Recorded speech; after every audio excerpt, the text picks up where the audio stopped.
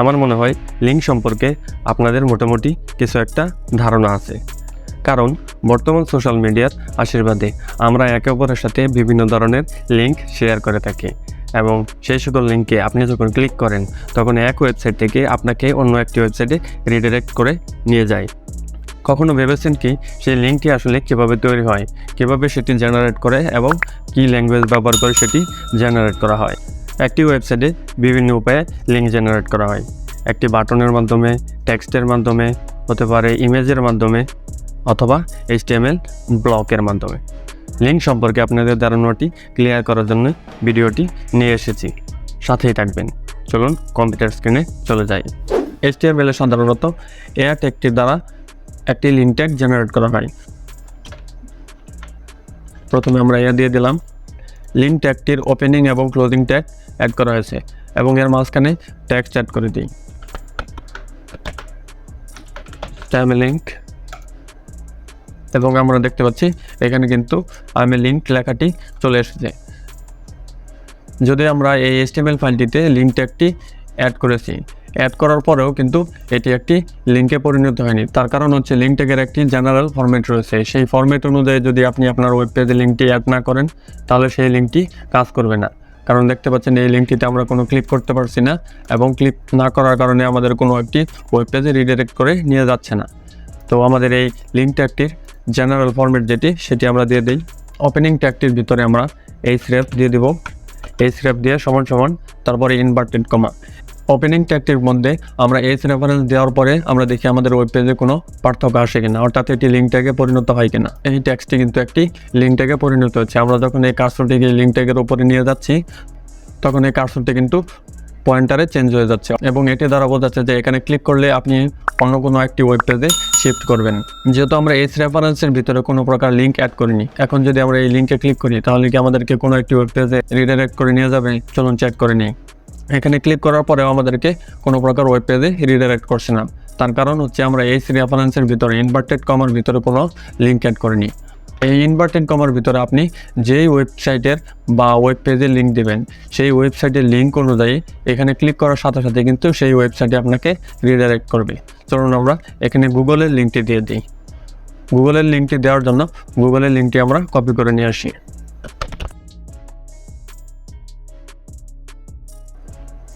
Web ব্রাউজারে আমরা যে পেজটি দেখতে পাচ্ছি এই পেজটির সাথে আমরা কিন্তু সকলে পরিচিত। গুগলের হোম পেজটির লিঙ্ক আমরা এই ইনভার্টেড কমার ভিতরে অ্যাড করব। তো গুগলের হোম পেজটির লিঙ্কটা আমরা এখান থেকে কপি করে নিই।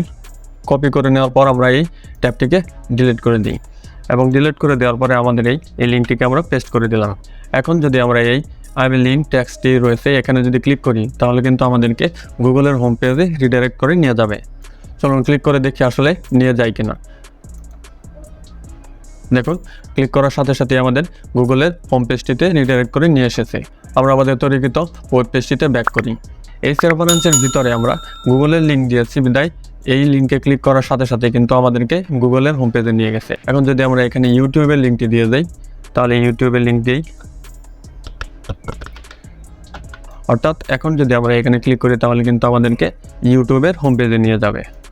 তো ক্লিক করলাম, ক্লিক করার সাথে সাথে কিন্তু আমাদেরকে ইউটিউবের হোম পেজে নিয়ে এসেছে। এখন আমরা শিখব ইমেজের মাধ্যমে কীভাবে লিঙ্ক ট্যাগ অ্যাড করতে হয়। একটা ব্রেক দিয়ে দিই। ব্রেক দেওয়ার পরে আমরা একটি লিঙ্ক ট্যাগ জেনারেট করি, অর্থাৎ অ্যাঙ্কর ট্যাগ জেনারেট করি এবং এর ভিতরে আমরা একটি ইমেজ ট্যাগ ইউজ করব। ইমেজ ট্যাগ ইউজ করার জন্য আমরা img এবং ট্যাবে ক্লিক করলে কিন্তু img src দিয়ে ইনভার্টেড কমা রয়েছে। src মানে হচ্ছে ইমেজের সোর্স।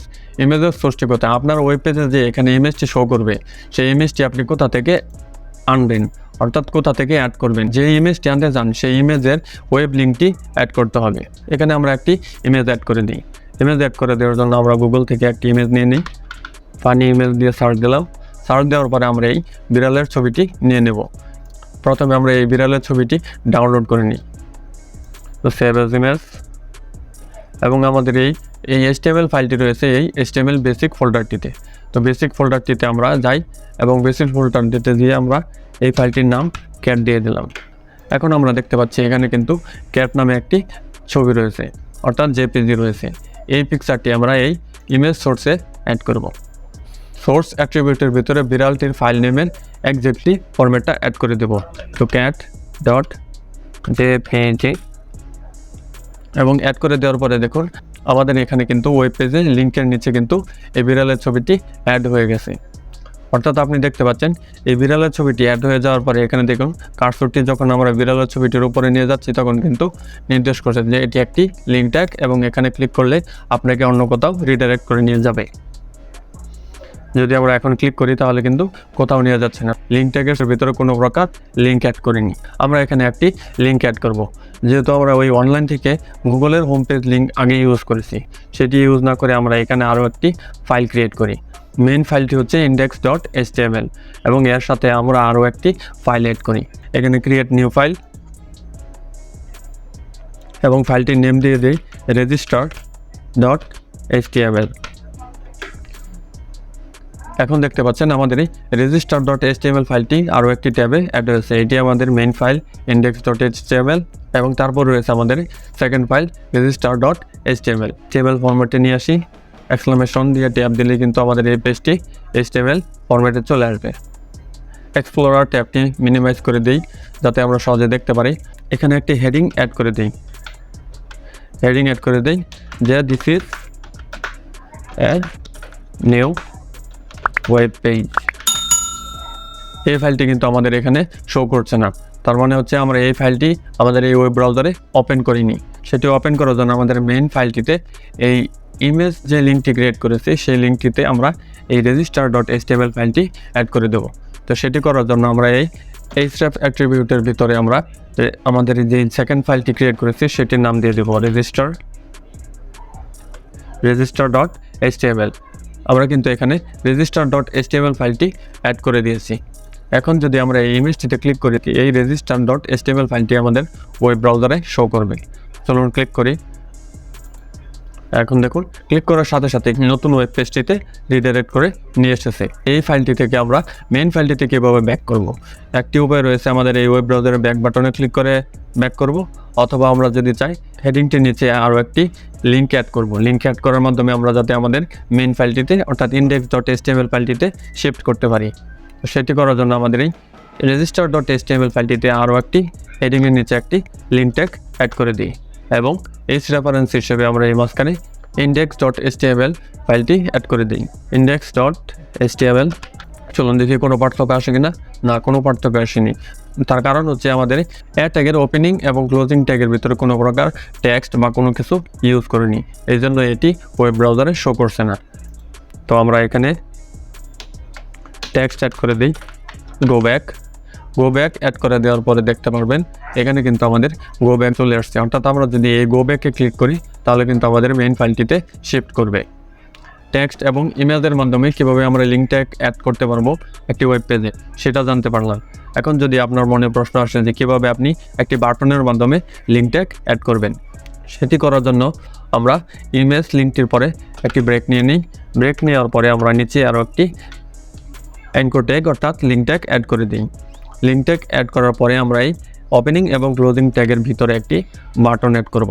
তো বাটন অ্যাড করার জন্য এই ট্যাব বাটনটির নেম দিয়ে দিই ডোন্ট ক্লিক।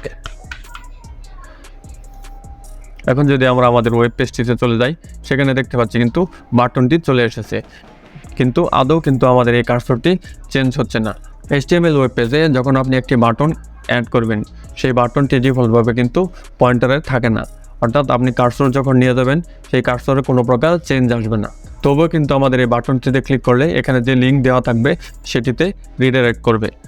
তো আমরা ক্লিক করতে পারছি, দেখুন ক্লিক করলে আমাদের এই ওয়েব পেজটি কিন্তু রিফ্রেশ হচ্ছে। তার কারণ হচ্ছে আমরা এখানে কোনো লিঙ্ক অ্যাড করিনি। লিঙ্ক অ্যাড না করার কারণে কিন্তু আমাদের এই ওয়েব পেজটি বারবার রিফ্রেশ করছে, যতবারে আমরা ক্লিক করব ততবারই কিন্তু রিফ্রেশ হবে, অন্য কোনো ওয়েব পেজে রিডাইরেক্ট করবে না।